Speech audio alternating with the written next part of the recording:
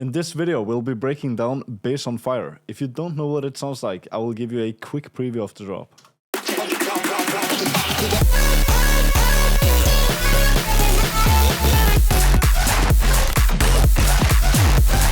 The first part of the song is vocal chops. For the bass sound, it's a very basic 808. It's just pitch automation or pitch LFO and then volume LFO. Both of these are set to envelope, so it's not an LFO, but yeah. It starts 1 octave too high and then it goes down.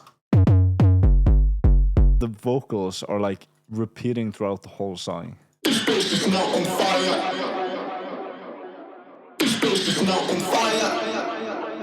And it has a lot of effects. So we have reverb, we have delay, we have manipulator, which is turning down a little bit on the formant, and then OTT. We have a low cut, we have a gate, which the gate is just because of the delay in the OTT is not really working well together a lot of the time. So you will get white noise. You can see it slightly there. There's a little bit of signal. We have a EQ, which is just removing a little bit of the high frequencies, and it's also removing the low frequencies again. Not really sure why, but it's who cares? I can play the vocal without effects, actually. It also has a layer where everything is 1 octave down. So if you want to hear that alone, it sounds like this. This is just to get more low end to the overall vocal. But yeah, if I play without effects, this is what it sounds like. This bass is not on fire. And then when we turn it up and then we add everything. This bass is not on fire. So for the second part, I just cut out the fire part and then I pitched it a little bit up. This bass is not on fire. Just to have some sort of variation to it. We have a clap as well, and then also a fill. So the fill is actually a drum fill, but I just cut out so you only have the FX stuff. We have a bunch of ambience as well, which I really like to use in all my music. I always use ambience. It just creates a different atmosphere. And then this is also some sort of ambient sound. This is also again just to have a little bit of variation, some new sounds coming in. And then we also have the vocal chops from the start of the track as well. We also have a fill at the end. So here I'm only using the fire part. And we have a new bass which is being introduced. And this is also a pretty simple harmonic bass. It's a very nice one. I don't think there's too much. No, there's no processing on this actually.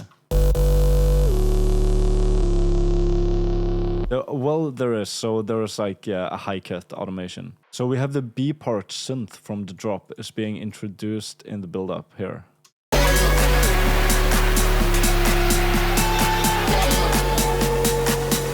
And then we have a bunch of build-up drums, of course, because it's a build-up.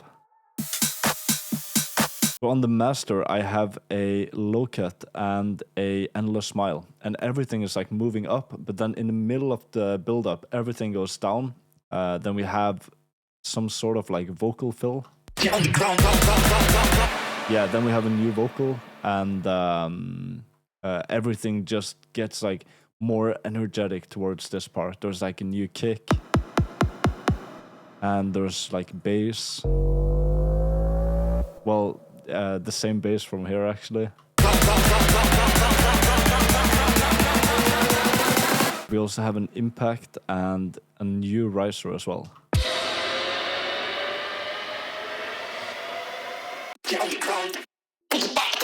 Then we have another vocal here as well, and a bunch of fills right before the drop. We have this reversed, probably a tom, or it's a reversed kick. I think this makes a lot of difference. So this is something that in my latest productions, I've kind of forgot about it. So I'm trying to do it like much more now. For the drop, we have an A part, which sounds like this.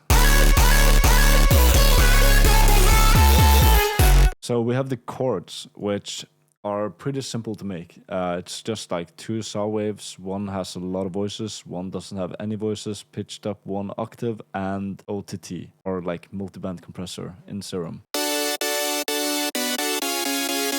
And for the chords, pretty simple to make. Like, I probably started with this, and then I like kind of just built them up like this. And so this is what it used to look like. And then I would just like move this one up because it kind of fits perfectly. It goes from here, it goes up and then down, leading down here. And then we have the vocals, which I'm using Fruity Slicer to make. And Fruity Slicer is just like so good. I didn't do a lot of like note pitching here, but when I do variations, I usually have like the same pattern. I actually do that later, like on this part. So here I'm changing the pitch on like some of them. Yeah, I really like to use Fruity Slicer because if you have a full vocal, which has a lot of variations and a lot of different stuff happening, but everything is in the right key and in the same key, then you can basically just do anything here and it will sound good. That would also work. So let's talk a little bit about the processing. We can just start by removing all of these. We have a distortion, which is almost like fully maxed out. And it really like creates the sound. So without it, it sounds very different. We also have an OTT, which is just like 50% on the depth and like boosting the gain. We also have a low cut, which I do on basically anything that's not a bass. And we have a autotune. On the autotune, I always just like move the note transition all the way down. Because I'm not really like, for this, I'm not treating this as a vocal, but rather treating it as a lead, basically. And we have reverb, which is just like a very short one. Then we have a delay, also very short one, and a manipulator, which is pitching everything up. Now we can take a look at the basses. Yeah, so there's an 808. It's also pretty simple. It's kind of the same as the other, only without the volume envelope. And then this is gritty bass, I think. Yeah. So on the gritty bass, I'm removing all the low frequencies. And I'm also ducking here because I'm pretty sure it was crashing with the vocals.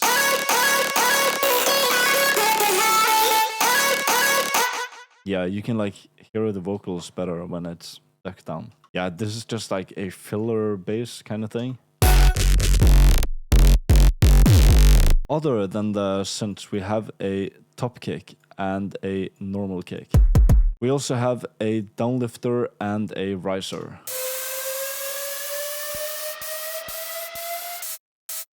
And the downlifter is also working as white noise in the drop. Now for the B part, this is actually kind of a little bit funny. These are actually just a bunch of different FX sounds. And here, I normally use Foley sounds as like background elements or like layers. And I think I was gonna do that here, but then I just heard that it sounded really cool as just using it as a lead. And yeah, it ended up being in the track. So when you're doing this, it's just important to know that everything is in the correct key. So for instance, I had to pitch this because if you listen to this, this is not in key. So I had to just cut it and then pitch it up. And then I pitched this one as well. So it kind of like moves along together with the bass. The drums are pretty simple. We also have a couple of chants. And this right here is just a kick. Here it's almost the same. There's one difference, and that's the bass. So we still have the 808, but we have a harmonic bass. In the first part of the drop, it goes down to like a minor key, and in the second one, it goes to major. You can kind of hear that here and here. Yeah, I usually do this a lot because I think it's very cool. For the second part of the drop, it is basically the same thing, but then we have some new fills.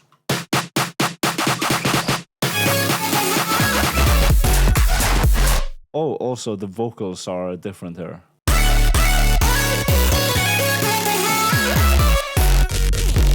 And here also I'm just like pitching the vocals. So I think they're all like in the same position, but just pitched. Oh, and we do have something else as well here. So just a very simple saw with 2 voices and the gliding on, and then like distortion and multiband compressor. I probably did this just to have like something unique in the second part of the drop, and this is basically just adding harmonies, I think.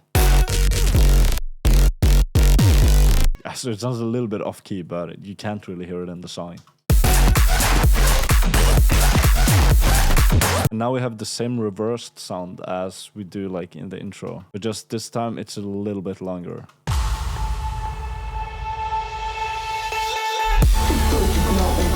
So here, like the vocals are exactly the same. We're introducing a countdown clock, which it has a little bit of effect. So it's just like Valhalla Room, just reverb, phase distortion, and this is removing low and high frequencies. So without, it would sound like this. Yeah, like the reason I did it, you can hear the difference.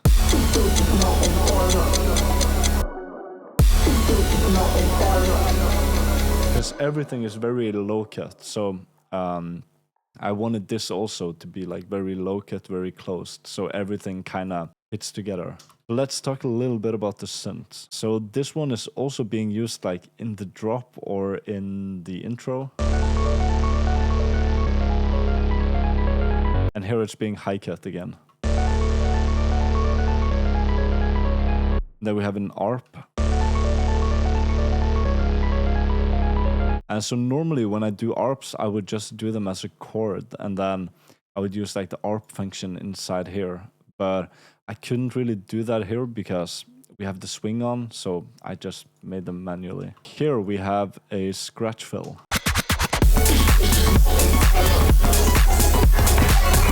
So on the second break, we're adding another vocal. Well, it's the same vocal, but it's pitched like 1 octave higher.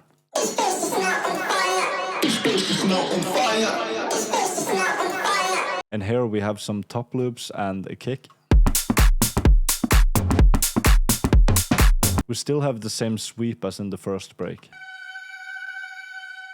And we also have the vocal chop. And also the fill. So we basically have everything. Now it's just like more drums and also different synth. So what I usually do is I usually just copy everything and then I move it over to like the second break, and then I start removing stuff and I start adding some new stuff. This is exactly the same as here, but here it's like open and not high cut anymore. And I remember when I was making this, I kind of wanted to do something unique. I wanted to do something I haven't done before, basically. And that's when I did this like weird chord thing right here. Yeah, so for here, everything is basically the same, I think. But here we have a new vocal. Go off like a... But the A part is the same. Go off like a...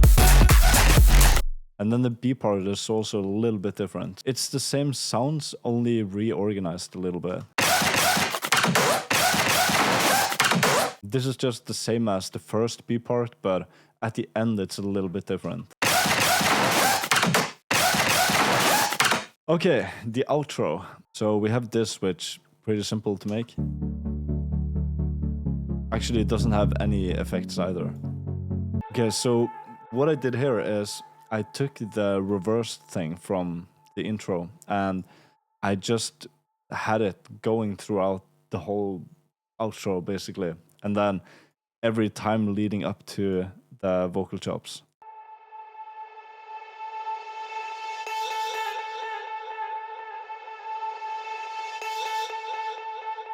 There should be, yeah, so there is an automation on the ARP, I think.